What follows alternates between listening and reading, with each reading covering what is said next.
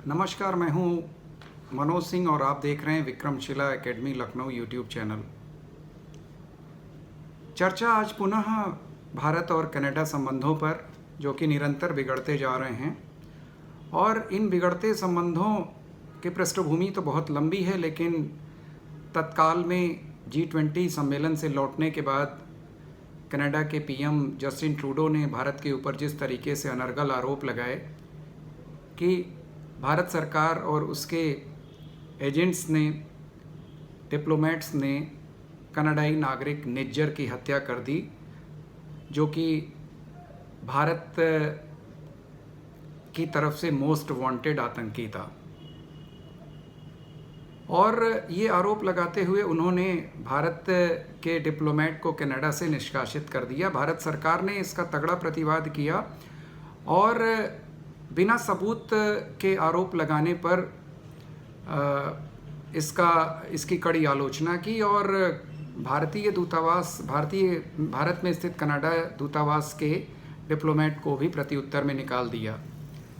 इसके बाद next step में भारत सरकार ने कनाडा के नागरिकों को भारत के वीज़ा से मना कर दिया कि अब कनाडा के किसी भी नागरिक को भारत आने की अनुमति नहीं होगी।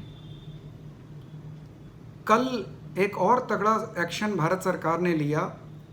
भारत सरकार की जो मोस्ट वांटेड आतंकियों की, जो खालिस्तानी आतंकी थे, उनकी जो लिस्ट है, 19 आतंकियों की लिस्ट है, उनके OCI कार्ड जो हैं वो सस्पेंड कर दिए गए हैं, निरस्त कर दिए गए हैं। यानी वे अब भारत नहीं आ सकते हैं, भारत के युवाओं को बरगला नहीं सकते हैं।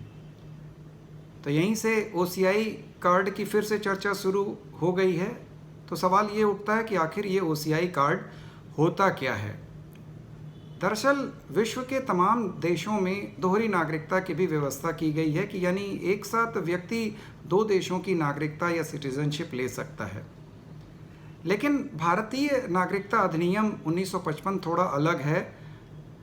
भारतीय नागरिकता अधिनियम के अनुसार भारत का कोई भी नागरिक एक समय में एक ही नागरिकता ले सकता है और यदि कोई भारतीय नागरिक विदेशी नागरिकता ग्रहण कर लेता है तो उसकी भारत की नागरिकता स्वतः समाप्त हो जाएगी। लेकिन बहुत सारे ऐसे भारतीय मूल के लोग हैं या भारत के नागरिक हैं जो विदेशों में रोजी रोटी, नौकरी, व्यापार के लिए जाते हैं और धीरे धीरे वहीं पर उनका इस्टेब्लिशमेंट हो जाता है, वहीं पर बस जाते हैं और उसी देश की नागरिकता वो ग्रहण कर लेते हैं। वहाँ की नागरिकता ग्रहण करते ही उनकी भारत की नागरिकता स्वतः चली जाती है। लेकिन नागरिकता जाने के बावजूद उनकी जो ज़रूरतें हैं, भावनाएं हैं, तीज त्यौहार, रिश्ते नाते, वो सब भारत के साथ जुड़े हुए हैं। समय समय पर भारत उनका आना जाना लगा रहता है क्योंकि उनके रिलेटिव्स, उनके तीज त्यौहार, उनके धार्मिक स्थल सारे के सारे भारत में हैं। लेकिन चूंकि अब वे भारतीय नागरिक नहीं रह गए, अब वो विदेशी पासपोर्ट होल्डर हो गए, तो उनको भारत आने के लिए वीज़ा लेना पड़ता है, यानी भारत सरकार की अनुमति। इन सब दिक्कतों को देखते हुए भारत सरकार ने 2003 में इन भारतीय मूल के विदेशी नागरिकों को PIO कार्ड इशू किए, यानी पर्सन ऑफ इंडियन ओरिजिन। 10 साल के लिए ये PIO दिए जाते थे और PIO कार्ड होल्डर भारत में बिना वीज़ा के आ सकता था, यहाँ घूम सकता था, अन्य कामकाज कर सकता था। इसके बाद भारत सरकार ने प्रवासियों पर ध्यान दिया। चूँकि ये जो प्रवासी भारतीय थे या ये जो भारतीय मूल के विदेशी नागरिक थे, इन्होंने अपनी योग्यता के दम पर विदेशों में डंका पीटा। भारत सरकार की मंशा ये थी कि इनके अनुभव का लाभ भारत के विकास में मिले, इनके निवेश का लाभ भारत सरकार को मिले और इनकी जो इमोशनल बॉन्डिंग भारत के साथ है उसका लाभ भी भारत को मिले। इन्हीं सब चीज़ों को देखते हुए सन 2005 में, दिसंबर 2005 में भारत सरकार ने प्रवासी दिवस जो आयोजित किया जा रहा था सम्मेलन हैदराबाद में, उसमें एक नए कार्ड देने की घोषणा करी जिसको बोला गया OCI कार्ड, जिसका फुल फॉर्म है ओवरसीज सिटीजनशिप ऑफ इंडिया। अब इस कार्ड में अंतर ये था कि ये जन्म भर के लिए भारतीय मूल के जो विदेशी नागरिक थे उनको मिल गया, यानी अपनी विदेशी नागरिकता के साथ साथ वो भारत की नागरिकता का भी आनंद ले सकते हैं, यानी बिना वीज़ा के वे भारत में आ सकते हैं। काफ़ी समय तक दोनों ही कार्ड चलन में रहे, यानी जो पहले जारी हुआ था PIO और 2005 में जारी हुआ OCI, दोनों चलन में रहे। लेकिन 2015 में सरकार ने PIO कार्ड को समाप्त कर दिया और अब OCI कार्ड ही चलन में रह गया है। अब OCI कार्ड होल्डर्स होने की वजह से तमाम भारतीय मूल के विदेशी नागरिकों को समय समय पर भारत आने में कोई दिक्कत नहीं होती है। लेकिन अगर हम तुलना करें कि भारतीय नागरिक, भारतीय पासपोर्ट होल्डर और OCI कार्ड होल्डर में अंतर क्या है, तो भारतीय गृह मंत्रालय की वेबसाइट के अनुसार कुछ अधिकार OCI कार्ड होल्डर्स को नहीं मिले हैं। जैसे OCI कार्ड होल्डर भारत में चुनाव नहीं लड़ सकते हैं, वोट नहीं डाल सकते हैं, संवैधानिक पद धारण नहीं कर सकते हैं और राइट टू इक्वलिटी की बात वो नहीं कर सकते हैं।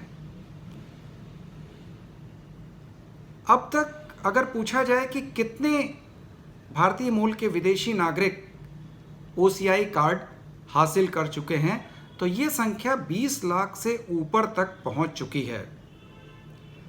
समय समय पर OCI कार्ड होल्डर्स की सुविधाओं में या उसमें अमेंडमेंट्स किए जाते रहे हैं।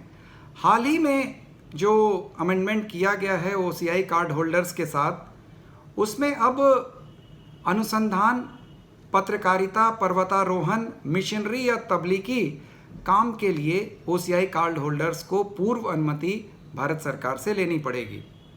यानी वो आ तो सकते हैं बिना वीज़ा के, लेकिन अगर वो यहाँ पर रिसर्च करना चाहते हैं, पर्वतारोहण या पत्रकारिता के उद्देश्य से आना चाहते हैं, मिशनरी या धार्मिक कार्य या तबलीगी काम के लिए आना चाहते हैं, तो अगर इस उद्देश्य से वो आना चाहते हैं तो उनको भारत सरकार की पूर्व अनुमति लेनी पड़ेगी। अब कई सवाल उठते हैं कि आखिर OCI कार्ड होल्डर्स को और क्या क्या फ़ायदा मिलता है। तो अक्सर आप लोग हिस्टोरिकल मॉन्यूमेंट्स या और इस तरह के ऐतिहासिक स्थलों पर जाते होंगे तो वहाँ पर बोर्ड देखते होंगे। जैसे ताजमहल आप लोग अगर गए होंगे तो, या और इस तरह के ऐतिहासिक स्थलों पर गए होंगे, तो एक मैं एग्जांपल दे रहा हूँ कि भारतीय नागरिकों के लिए वहाँ प्रवेश शुल्क 100 रुपये मान लीजिए है, विदेशी नागरिकों के लिए 1000 रुपये शुल्क होता है। तो OCI कार्ड होल्डर्स के लिए जो शुल्क होगा इन ऐतिहासिक स्थलों का जो भारत में स्थित हैं या अन्य जो मॉन्यूमेंट्स हैं, वहाँ पर जो प्रवेश शुल्क होगा वो भारतीय नागरिकों की भांति ही होगा। इसी प्रकार जो घरेलू विमान सेवाएं हैं उनमें भी जो टिकट मूल्य है वो OCI कार्ड होल्डर्स को भारतीय नागरिकों के बराबर ही देना पड़ेगा। इस प्रकार की छोटी मोटी तमाम छूट OCI कार्ड होल्डर्स को मिली है, जिससे कि भारत का उनका आवागमन सुलभ बन सके। तो ये तो थी OCI कार्ड होल्डर्स के बारे में मूलभूत जानकारी। और ये चर्चा में अखबारों में क्यों आया? क्योंकि भारत कनाडा का जो विवाद था उसमें भारत सरकार ने जो डिसीज़न लिया कि जो NIA ने जो 19 आतंकियों को अपनी जो लिस्ट जारी करी है उसमें इनके OCI कार्ड को निरस्त कर दिया गया है। चूँकि ये विदेशी नागरिक हैं, कनाडा के नागरिक हैं, या जैसे जो पन्नू है जो जस्टिस फॉर सिख मूवमेंट चलाता है वो अमेरिकी नागरिक है, लेकिन अपना जो मूवमेंट है वो कनाडा में रह कर के ही चलाता है।